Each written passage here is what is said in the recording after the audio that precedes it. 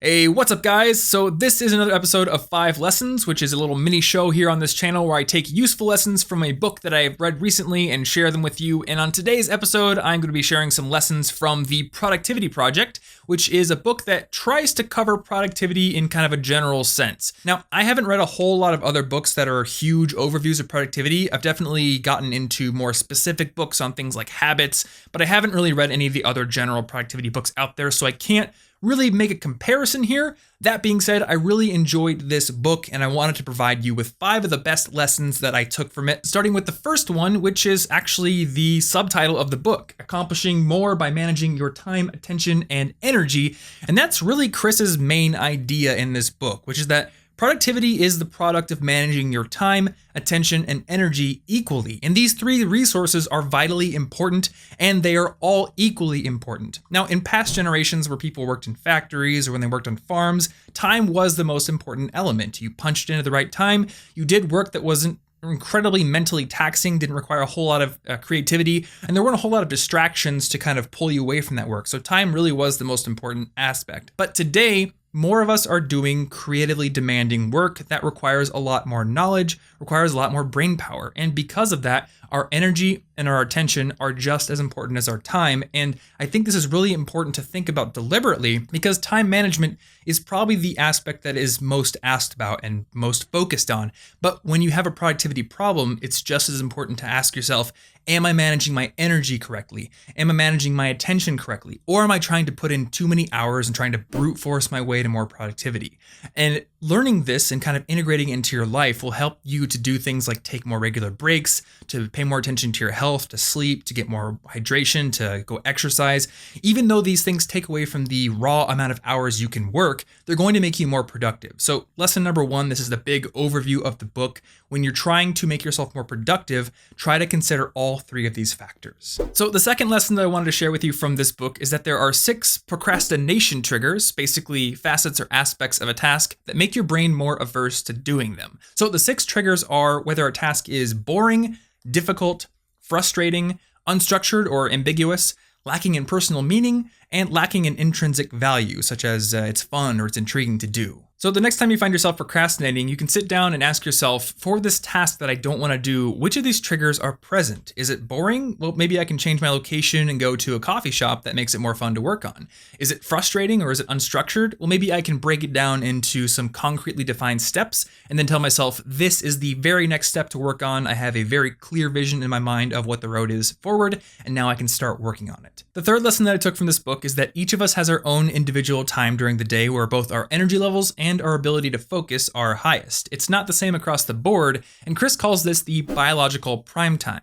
And he discovered his own biological prime time through the results of 2 different experiments. First, he took the often cited advice that the early bird gets the worm and tried an experiment where he woke up at 5:30 a.m. every single morning thinking, this will obviously make me an all-powerful productivity robot. And the results of that experiment were diametrically opposed to those expectations. Chris found that, number 1, he absolutely hated getting up at 5:30 in the morning and hated going to bed as early as he needed to get up and get enough sleep, but also it really didn't make him any more productive than he usually was. So he scrapped that experiment and did a second one where he recorded his energy levels at each hour throughout the day for a certain number of days. And what he found that was for him, between 10 a.m. and noon, and then 5 p.m. to 8 p.m., his energy levels and his ability to focus were highest. So as a result, he now considers that time sacred, and he tries to schedule his most important, most challenging, and most rewarding work during those hours. He doesn't put meetings there. He doesn't put any sort of like maintenance tasks there. All those tasks are relegated to the other hours when his ability to focus is a little bit lower.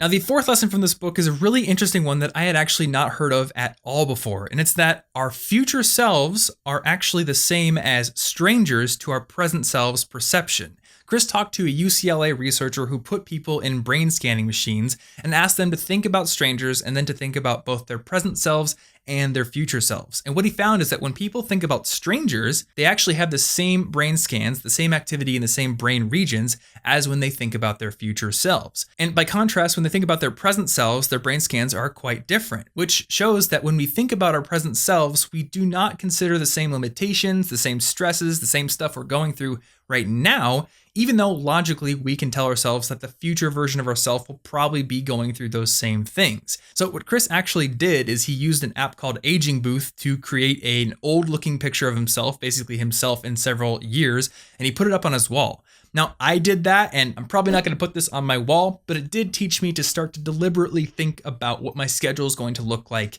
a few weeks in advance. Because if I don't think about it deliberately, I can think, oh, my future self is going to be, totally carefree. There's nothing going to be going on. Sure, I'll take that meeting in, 2 months or 3 months.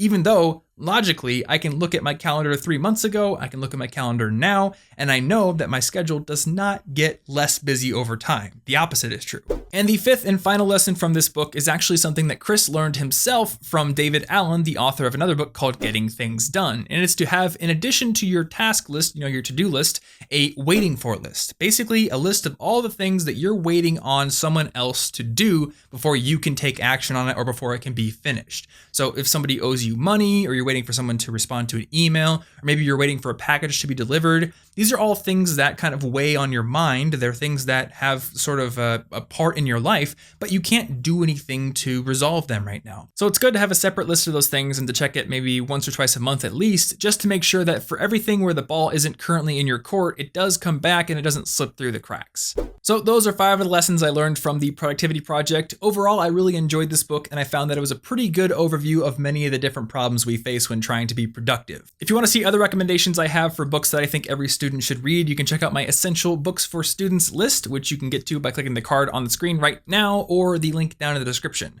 Otherwise, hopefully you enjoyed this video. If you did and you found it useful, you can give it a like to support this channel. Also, if you want to get new tips on how to be a more effective student every single week, you can click the subscribe button right down there. And if you'd like to get a free copy of my book, which is about how to earn better grades and study more effectively, you can click the picture right there and I will send one to your email. If you'd like to check out the last video in the 5 lessons series, you can go right there. It's a video on The Power of Habit by Charles Duhigg, which I absolutely love.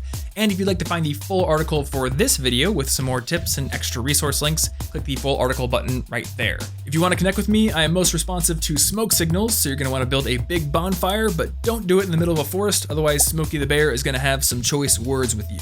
Anyway, thanks for watching, and I will see you in next week's video.